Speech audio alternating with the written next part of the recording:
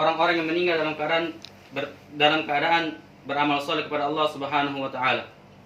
Dan tidak sedikit pula kita mendengar orang-orang yang meninggal yang akhir hidupnya dalam keadaan yang sangat tragis, sebab ia meninggal dalam keadaan bermaksiat kepada Allah Subhanahu wa taala, atau yang biasa kita sebut sebagai su'ul khatimah.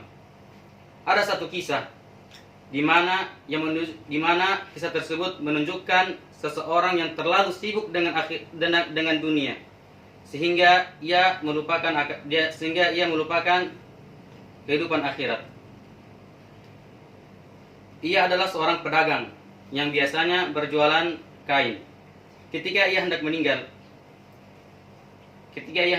ia tidak mengucapkan kalimat la ilaha illallah, tetapi ia malah berteriak dan mengatakan, ini kain baru, ini kain sangat pas untuk kamu.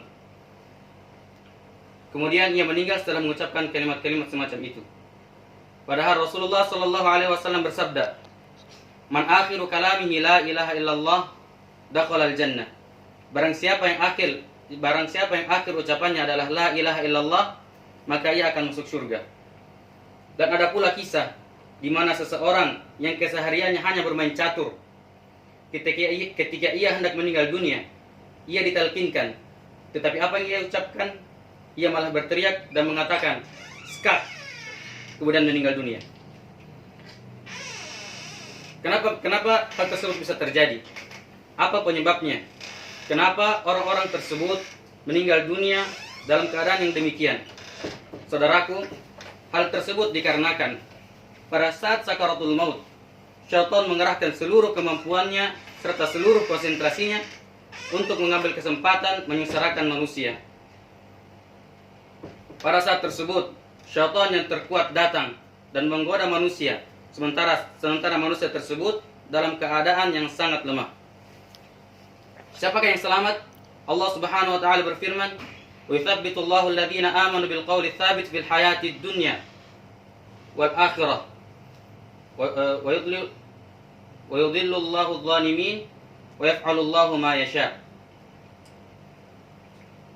Dan Allah mengukuhkan iman pada orang-orang yang beriman dengan kalimat tersebut, kalimat la ilaha illallah, pada kehidupan di dunia dan juga di akhirat. Dan Allah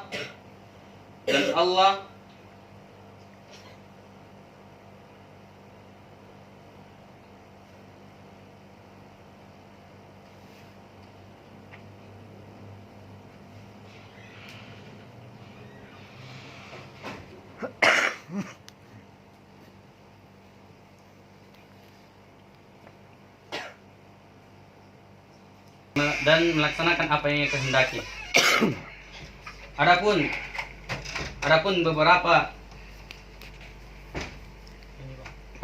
beberapa penyebab seseorang mengalami yang namanya su'ul khatimah. Yang pertama adalah rusaknya akidah. Itu dikarenakan orang-orang yang rusak akidahnya, ia akan melakukan banyak dosa dan maksiat